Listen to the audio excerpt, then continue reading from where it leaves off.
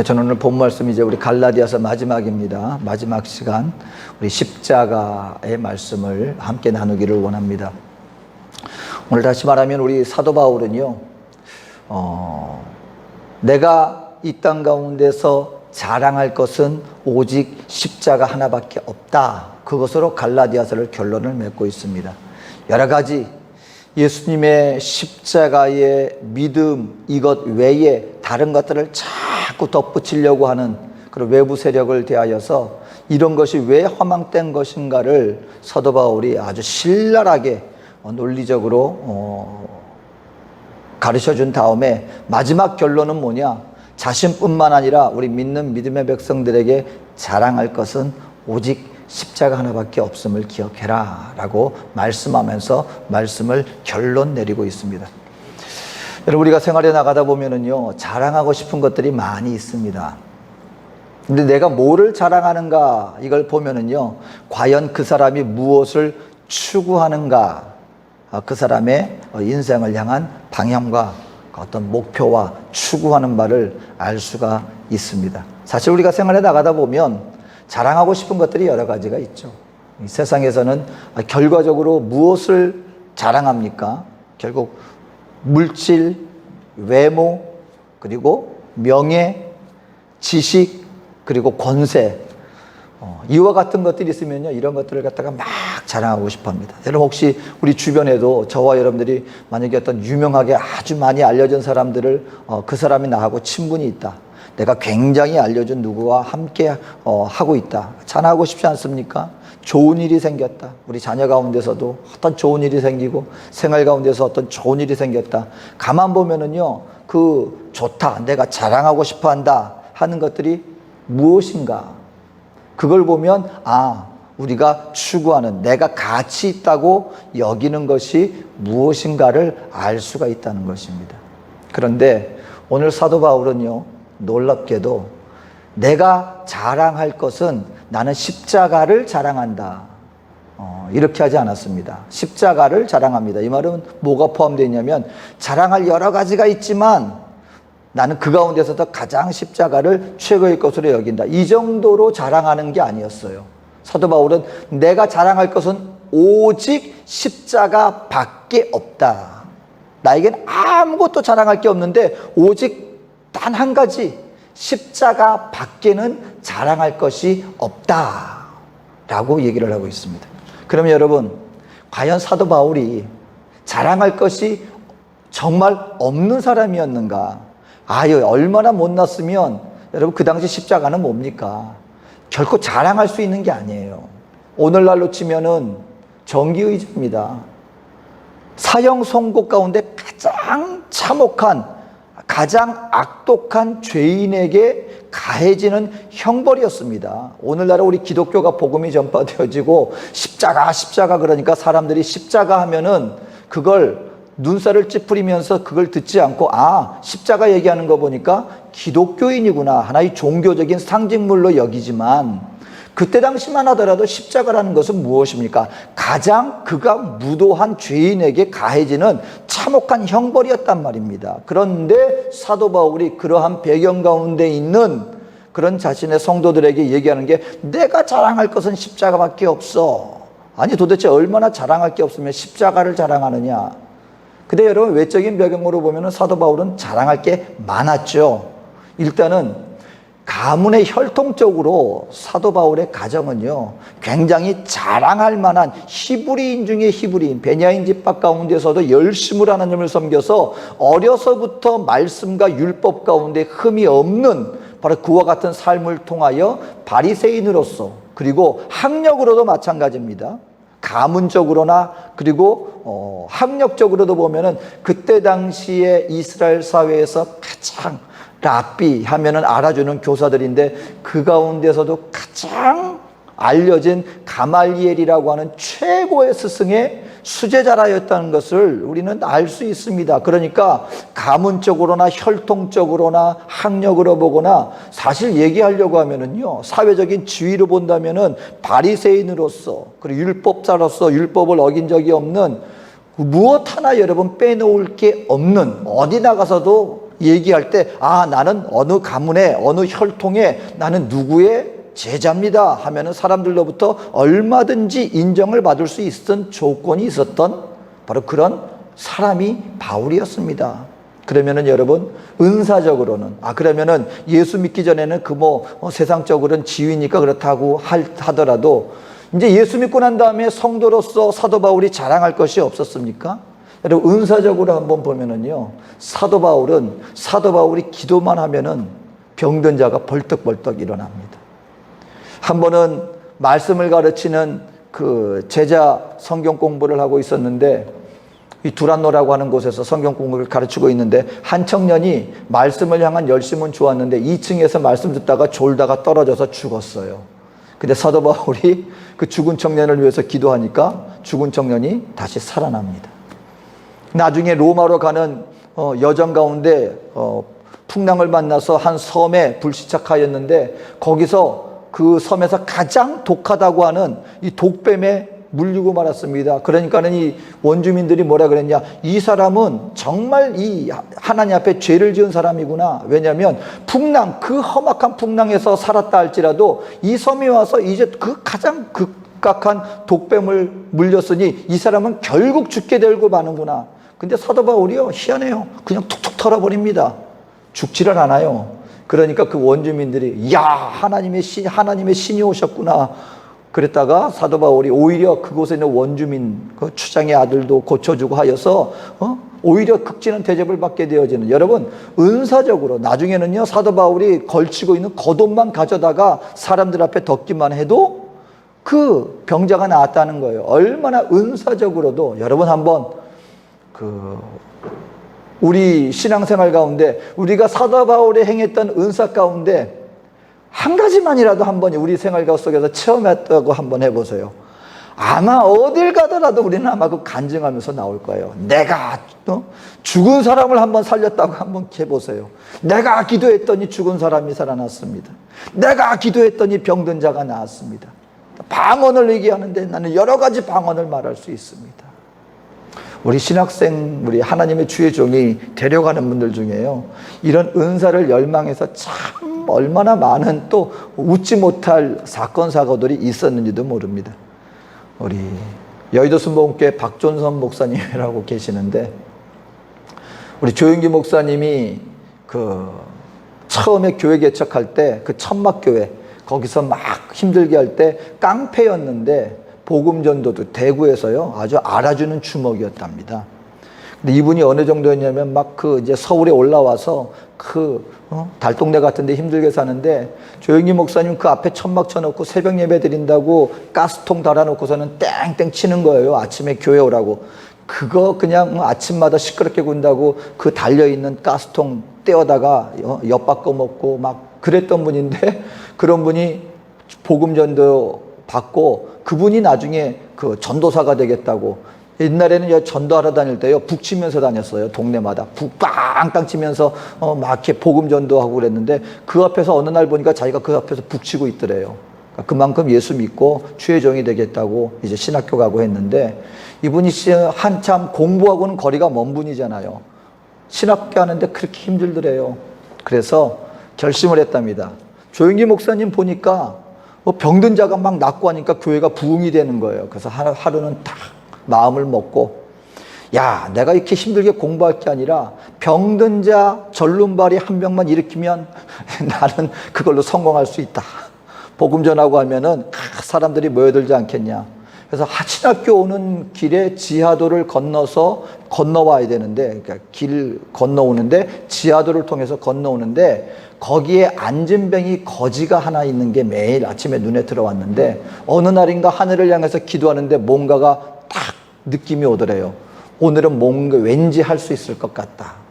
그래가지고 그 안진뱅이 거지분한테 딱 노려보면서, 당신 하루에 얼마 법니까? 얼마 법니다. 내가 당신한테 줄 테니까 나랑 잠깐 같이 갑시다. 그리고 그분을 데리고 사람들 많은 데선 차마 못해서 뒤에 공사장으로 갔답니다. 그 사람이 없는 공사장에 데려다 놓고 기도하는 거예요. 이 사람만 일어나면 나는 이제 팔자 핀다. 한마디로 목회길 핀다. 하나님이 해라 그런 게 아니고 은사도 자기도 사모하니까, 조영기 목사님은 기도하니까 병다가 벌떡벌떡 나니까 나도 할 수 있을 것 같다 그러고서는 그냥 발을 갖다 끄집어 당기면서 잘눈발이야 일어나라 일어나라 그랬는데, 이분이 그냥 소리 지르는 거예요. 아프다고, 사람 잡는다고, 이 사람이 나 잡는다고 소리를 바락바락 지르니까 처음에는 하다가 나중에는 겁이 나가지고 그냥 도망갔답니다. 그랬더니 그분이 소리치더래요. 이 사람아, 내 자리 돌려놔, 내 자리 갖다 놔. 안진뱅인데 하다가 안 되는 거예요. 그러니까 여러분, 이게 뭐냐면 우리 믿는 성도들한테는 그런 어떤 열망이 있는 거예요. 신앙생활에 나갈 때 이런 은사가 나에게도 좀 있으면 좋겠다. 근데 결국 그래서 안 돼서 냅다 도망을 쳤는데, 그리고 신학교 졸업할 때까지 그 지하도를 한 번도 갈지를 못했답니다. 겁이 나서. 그 사고를 쳐놨으니. 나중에 그 고백을 하는 거예요. 그러니까 그게 뭐냐면, 믿는 성도들에게 나에게 이러한 은사가 있으면 하는 바람이 있다는 겁니다. 그런데 사도 바울은요, 그 은사 정도가 아니라 그림자만 지나가도 병든 자가 낫고, 그리고 여러분 그 죽은 자를 살리고, 독뱀이 물렸는데도 독이나 죽지 않는 이 정도의 은사를 가졌는데, 사도 바울이 지금 뭐라고 그러고 있는 거예요? 나는 자랑할 게 아무것도 없다. 그리고 여러분, 영적 체험에 대한 우리가 그런 갈망이 있지 않습니까? 어떤 분들은 나는 천국 갔다 왔다 하는 분들이 많아요. 그래서 처음에 한참 우리 대한민국이나 전 세계 은사적인 그런 것이 그 유행처럼 돌았을 때 부작용들이 있었죠. 뭐냐면 입신한다 그러고 말이죠. 천국 갔다 왔다 그러고.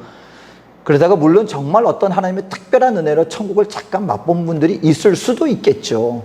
근데 너무 그런 것을 열망하다 보니까 실질적으로 미국의 어떤, 한국의 아주 이름은 제가 얘기하지 않겠습니다. 미국에서 머리가 허옇게 돼가지고 와가지고 천국 갔다 왔다고. 근데 나중에 그래서 교회마다 얼마나 여러분 열풍이 불었는지 모릅니다. 교회마다 초청받아가지고 부흥회하고, 또 그것도 간증하면 또 그냥 안 하잖아요. 사례비 많이 이렇게 해가지고.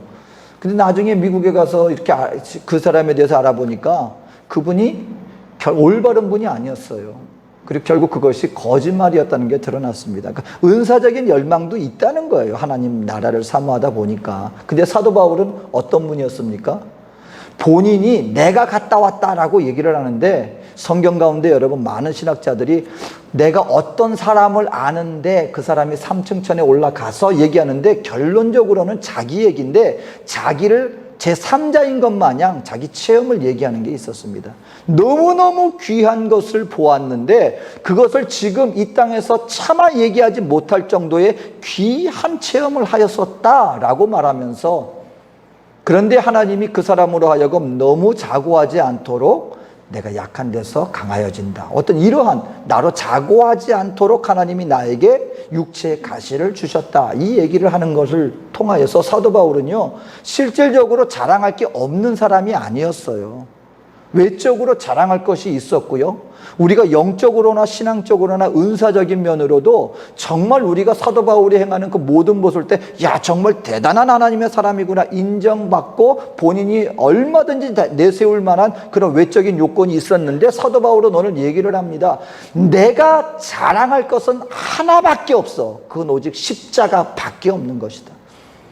여러분, 이것이 우리 믿는 하나님의 백성들은요, 그냥 이것이 그냥 그런가 보다 하고 외적으로 아니면 겉으로, 내 속으로는 다른 것들도 자랑할 게 많지만, 그런 어떤 성경이 얘기하고 사도 바울이 얘기하니까는 십자가도 내가 자랑해야 되겠지 하는 정도가 아니라, 오늘 사도 바울은 믿는 성도들에게 궁극적으로 왜 우리에게 십자가 밖에 자랑할 수밖에 없는가, 그것에 대해서 확실하게 알아야 할 것이고, 바울은 그 확신 속에서 정말로 내가 굳이 다른 얘기를 하는 것이 아니라 나에게 자랑할 것은 오직 십자가밖에 없다, 이것을 강조하고 있는 그 이유가 무엇인가, 왜 우리가 십자가만을 자랑해야 되는가, 그것을 오늘 이 갈라디아서를 통해서 우리에게 몇 가지를 말씀해 주고 있습니다. 첫 번째, 사도 바울이 왜 나는 십자가밖에 자랑할 것 십자가밖에 없다라고 얘기를 하는가. 첫 번째는, 여러분, 십자가는 우리 인생들로 하여금 이 세상의 속박으로부터 우리를 자유케 하여 주는 그런 은혜가 있기 때문에 십자가 밖에 자랑할 것이 없다라고 얘기를 하고 있다라고 하는 사실인 것입니다. 여러분, 오늘 우리가요, 이 세상 살아나가면서 나는 자유해, 나는 내가 그냥 원하는 대로 나의 삶의 목적을 따라 나는 살아나가고 있어라고 생각할지 모르지만은요, 오늘 사도 바울은 분명히 얘기를 합니다. 이 세상에는요, 우리 인생들의 삶을 억압하고 그리고 속박하는 그 어떤 가치관과 시스템 속에서 우리 인생들이 지금 끌려가고 있다라고 분명히 얘기를 하고 있습니다.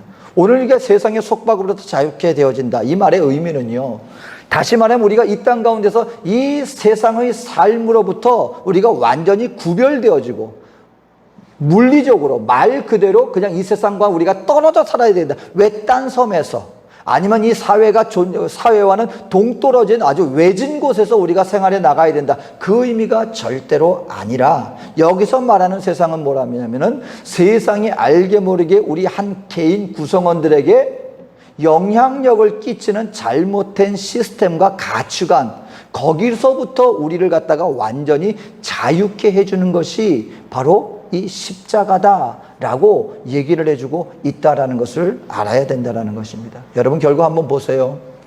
오늘 우리가 이 땅 가운데 살아나가면서 알게 모르게 우리가 왜 지금 여기서 이렇게 열심히 살아나가고 있습니까? 사람들에게 보여주는 것이 있다라는 것입니다. 사람들에게 우리에게 추구하게 만드는 것들이 있다는 것입니다. 그런데 그것이 다 어떤 것들입니까? 결국은 이 땅에 속한 것들을 향하여서 아주 전진하면서 나가게 만들고 있습니다.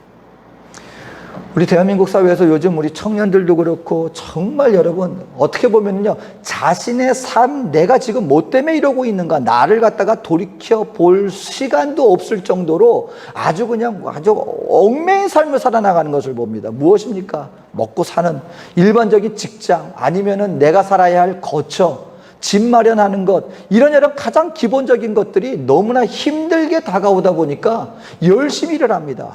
정말 이게 그 뉴스를 보다 보면은요, 그 직장 하나 얻기 위해서 이력서를 갖다가 수백 장을 돌린다는 거예요.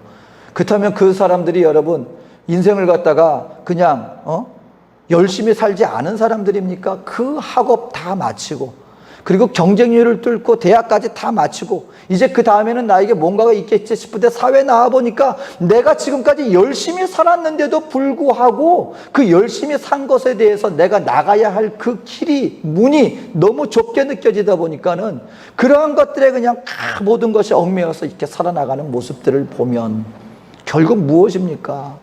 이 땅 가운데서 알게 모르게 이 사회에서 우리에게 이거 해야지, 저거 해야지, 저런 거는 가져야지 하고 우리에게 요구하는, 자신도 모르게 거기에 대해서 묶여서 살아가는 그러한 모습들이 우리에게 보여진다라고 하는 사실인 것입니다. 우리가 어느 정도 먹고 살만 하더라도 그 다음에는 뭐가 있습니까? 살다 보면은요, 정말 뭐가 부족해도 계속 젊어서는 결혼해야죠. 결혼해서는 좋은 직장 가져야죠. 좋은 직장 가져서는 우리 가족들을 마련하면 우리 자녀 양육해야죠. 자녀의 기껏 다 키워놨더니 그 다음에는 그 손자 손녀들, 아무튼 시작부터 끝까지 모든 것이 다 얽매여 있어요. 추구하고 걱정 근심이 없는 날이 없어요. 근데 마지막에 하다 보면은 어떤 마음이 듭니까? 결국 내가 무엇을 위해서 살아왔던가 돌이켜 보면은 정말 이 땅 가운데서 이 땅이 던져주는 그 어떤 것들을 향하여서 열심히 살았는데 나중에 나의 인생의 마지막에 내 손을 딱 놓고 보면은 결국 내가 무엇을 위하여 살았던가 라는 정말 그와 같은 결말을 우리에게 가져다 주는데, 성경은 우리 인생들에게 얘기를 해주고 있습니다. 결국 이와 같은 사회 시스템이 우리에게 던져주는 이 속박으로부터 우리를 갖다가 자유케 해주는 것이 무엇이냐? 그것이 바로 십자가다라고 얘기를 해주고 있다는 것입니다. 사도 바울은요, 누구보다도 이 땅 가운데 이 세상이 주는 그러한 시스템 가운데서 열심히 그와 같은 것들을 성취하기 위해서 살아왔던 대표적인 인물들이 사도 바울이었습니다. 그런데 그 사도 바울이 나중에 결국 십자가의 예수님의 담에색 도상에서 예수님을 만나고 십자가의 은혜를 깨닫고 보니까 지금까지 자기가 추구했던 것들, 지금까지 자기가 내 손에 잡고 누리려고 했던 것들, 그와 같은 것들이 자기가 얽매여서 자기가 열심히 살았던 것들이 결국 아무것도 아니었구나, 결국 그 이상의 것들이 있었구나, 그 속박이 언제 본인이 자유케 되었는가? 결국 예수 그리스도를 만남으로 말미암아 십자가의 은혜를 깨닫고 난 다음에 비로소 그와 같은 세상의 속박으로부터 자유케 되었다라고 얘기를 해주고 있는 것입니다. 여러분, 세상에 보세요. 많은 사람들이 이와 같은 것보다 자유케 되기를 원합니다. 속박에서 벗어나려고 하기를 원합니다. 근데 이 세상에서는요, 자꾸 우리를 올가매는 것들이 우리에게 여전히 존재하고 있습니다. 그와 같은 것들로부터 우리가 온전히 자유케 되어지기 위해서는 무엇이 있어야 되는가? 우리를 자유케 해주는 것은 무엇밖에 없는가? 사도 바울은 결론적으로 얘기를 합니다. 내가 왜 이 땅에 십자가 밖에 자랑할 것이 없는 줄 아느냐? 그것은 왜냐하면 십자가만이 이 세상의 속박으로부터 나를 자유케 해주기 때문이야 라고 얘기를 합니다. 두 번째로 사도 바울이 우리 인생들에게 내가 왜 십자가밖에 자랑할 것이 없는지 아느냐? 그것은 오직 십자가만이 우리 인생을 새롭게 해주기 때문에, 새롭게 줄 수 있는 것은 오직 십자가밖에 없기 때문에 십자가만을 자랑한다라고 얘기를 하고 있습니다. 여러분 한번 보세요. 많은 경우에 우리 사람들이요, 내가 변화를 원합니다. 새롭게 되기를 원합니다. 근데 여러분 그것이 마음대로 되는가? 2022년도 보니까 벌써 한 달이에요. 벌써 한 달 지났습니다, 여러분. 그제 2022년 딱 우리 맞이한 것 같았는데 벌써 한 달 지났어요. 새로운 때가 되면은 항상 우리 마음에는 이제는 새롭게 되어야지, 무언가를 해야지, 내가 뭔가를 해야지. 근데 여러분 그것이 내 마음대로 되던가요?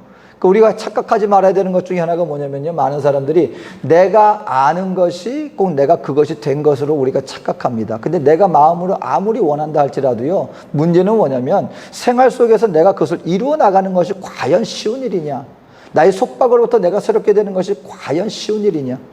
여러분 가만 보면은요, 예를 들어서 내가 뭔가를 끊어야지 하는 사람들, 중독되신 분들, 여러분 그분들에게 여러분 그걸 끊고 싶은 마음이 없을 것 같습니까? 정말 끊고 싶어져요. 끊고 싶어 해요. 마음의 소망도 있어요. 그런데 안 된다는 것입니다.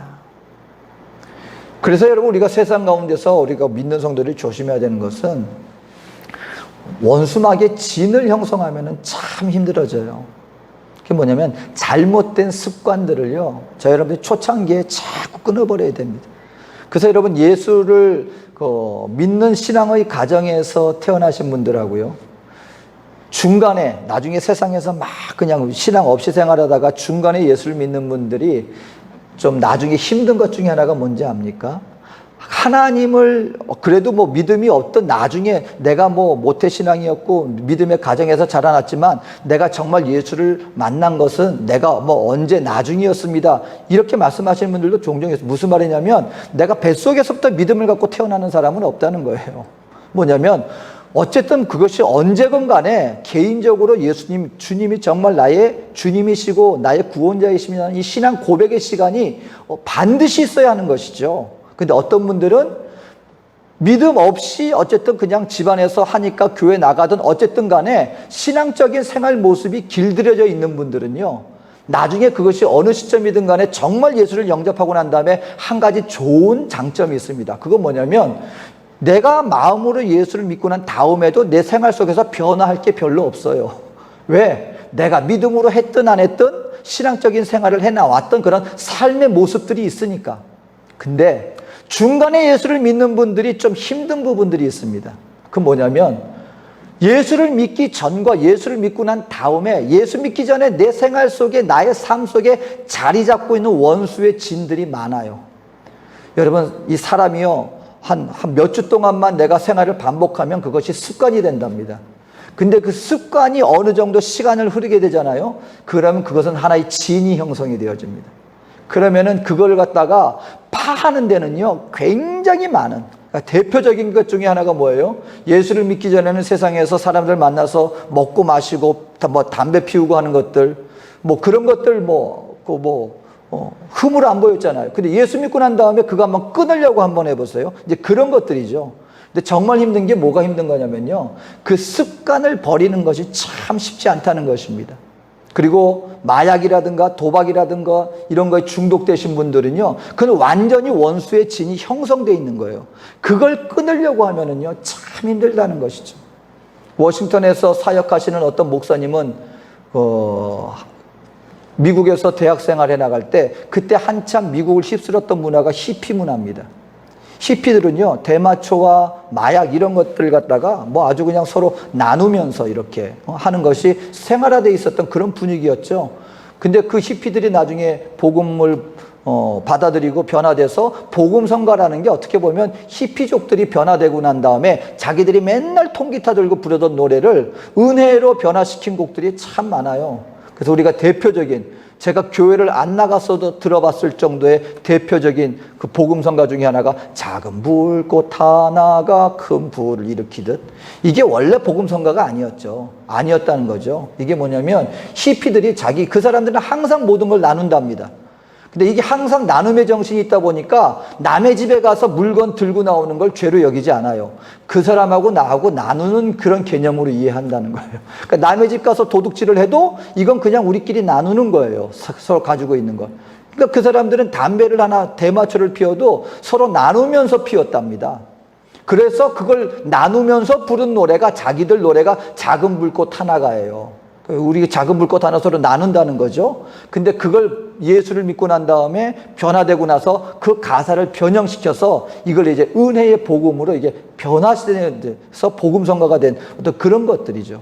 이 목사님은 마약을 하고 나서 나중에 은혜 받고 주의 종이 되었습니다. 근데 하나님의 큰 은혜를 주셔서 이분이 우리 순복음 어떤 은사적인 그런 교회가 아니었는데도 불구하고 장로교였는데도 뭔가가 나타난대요. 자기가 기도하면 병든 자가 낫고. 그러니까 교회에서는 이 이상한 사람이다 그래가지고 그렇게 눈치를 봤답니다. 근데 이분이 나중에 큰 목회를 하셨는데, 그분이 나중에 그 부흥회나 그런 데 다니면서 간증하는 것 중에 하나가 뭐였냐면, 자기가 이제 목회자가 되었고, 그리고 몇십 년의 지금 시간이 흘렀는데도 불구하고 아직까지도 아침에 눈을 뜨면 어떤 유혹과 싸워야 되느냐? 마약의 유혹과 아직도 싸운다는 거예요. 그러니까 여러분, 이게 죄로 말미암아 우리가 한번 이 속박에 얽매이게 되어지면은요, 그것이 끌어당기는 힘이 얼마나 강한지, 여러분 청년 때 했던 것들을 나중에 목회를 하고 수십 년이 지났고 이제 말씀을 날마다 선포하고, 그럼에도 불구하고 때로는 좀 힘들고 그럴 때가 있을 거 아닙니까? 그럼 아침에 눈을 뜨면 그 유혹이 자기를 끌어당긴다는 거예요. 그래서 자기는 날마다 싸워야 된다는 거예요. 여러분, 우리가 변화된다는 것이요, 참 이게 쉬운 일이 아닙니다. 그렇기 때문에 세상 종교가 왜 힘든 것, 왜 소용이 없는 것인지 아십니까?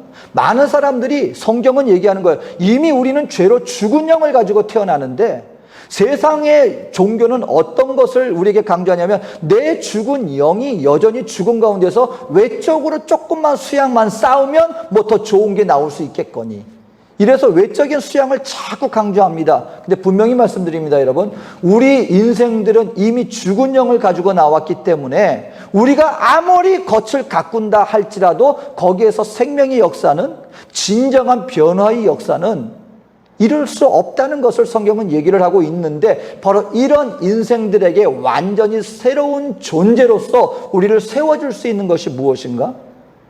바로 그것이 예수 그리스도로 말미암은 십자가의 은혜로 죽었던 우리 영이 주로 말미암아 주 예수를 영접하는 그 순간 우리에게 하나님의 새 영이 임하게 되어진다. 사도 바울은 그것을 깨닫고 난 다음에, 나의 나된 것은 오직 하나님의 은혜입니다. 우리 인생들이 이전 것은 지나갔으니 보라 새 것이 되었도다, 이 말을 할 수 있는 것은 다른 길은 없다는 것입니다. 우리가 여러분 아무리 천년 만년 수행을 해보십시오, 내 영이 죽어 있는 가운데서 그 어떤 새로운 역사가 창조될 수 없는데, 그렇기 때문에 예수님이 우리를 위해서 오셔서 죽으시고 부활하신 그 주님의 십자가의 죽으심과 부활의 그 은혜를 믿고 영접하는 자들에게는 하늘로부터 우리에게 새 영이 임하게 되어짐으로 말미암아 우리의 존재가 새로운 존재가 되어지는 것이다. 그렇기 때문에 나는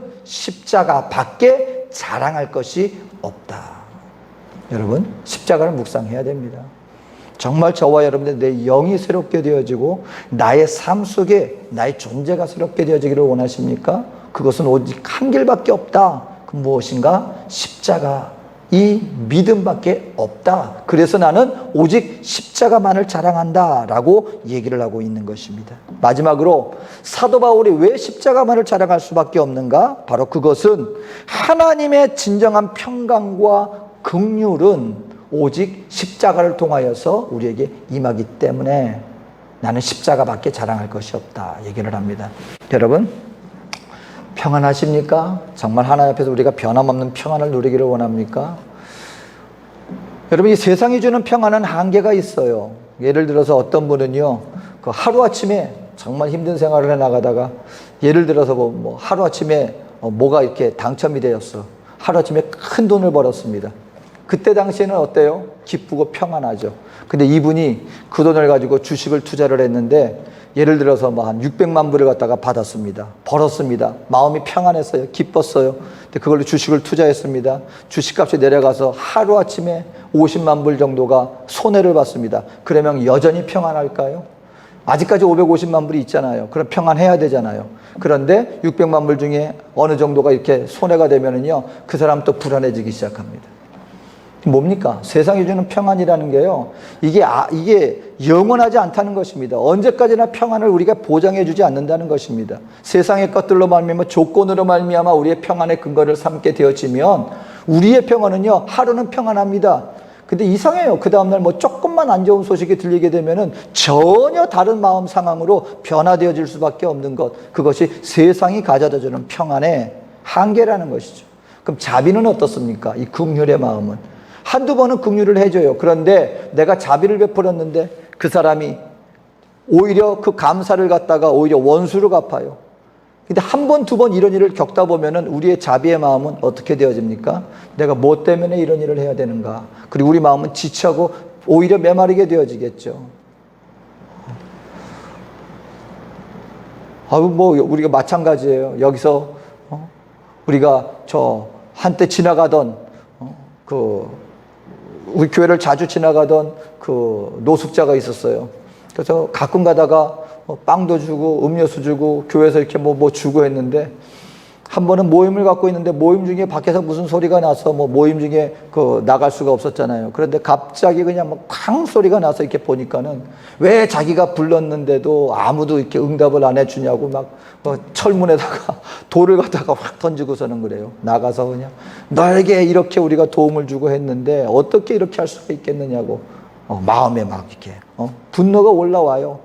그러니까 어떻습니까, 여러분? 세상에서는 그런 거예요. 내가 주면 내가 준 대로 그 사람이 해주지 않으면 거기에 대해서 우리가 분노로 치밀게 되고 내가 너에게 다시는 뭐 해주나 봐라. 이런 마음이 우리에게 불쑥불쑥 올라온다는 말이죠.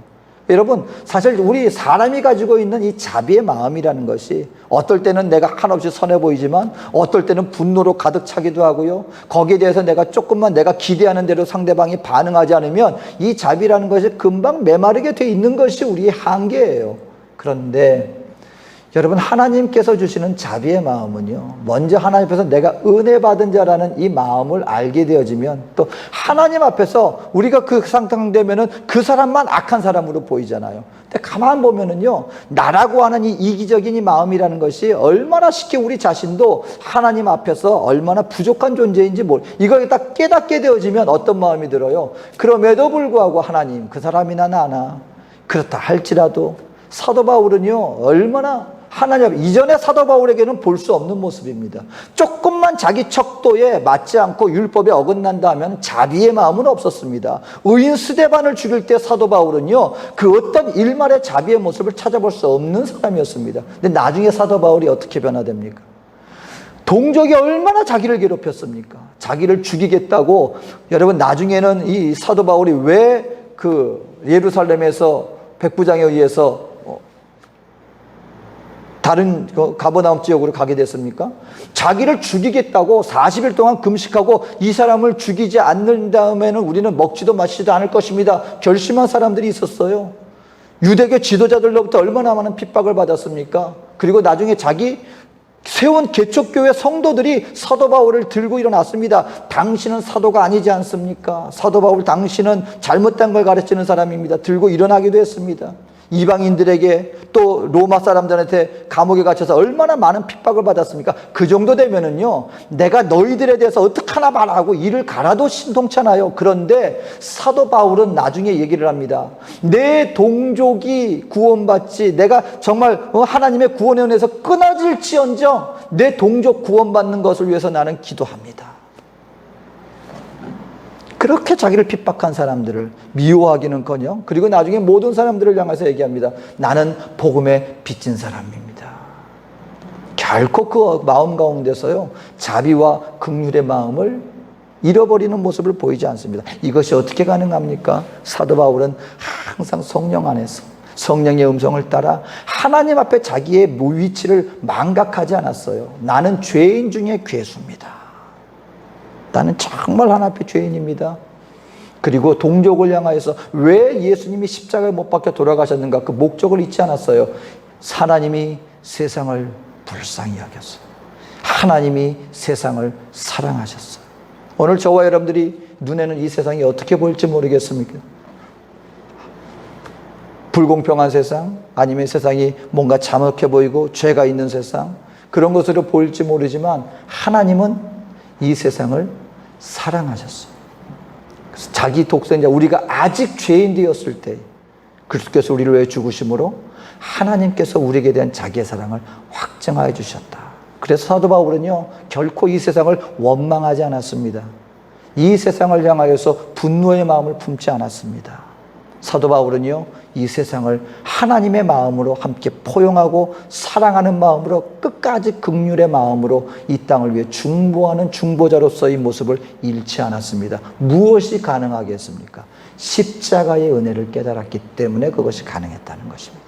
그랬기 때문에 마지막에 그 감옥 속에 있을 때도 기쁨을 잃지 않고 평강을 잃지 않고 그 하나님의 사명을 끝까지 감당할 수 있었다는 것이죠. 저와 여러분들이요 신앙생활에 나가다 정말 자칫 잘못하면은요 마음의 상처투성이로 하나님 앞에 마음이 메마를 대로 메마를 수 있습니다. 왠지 아세요?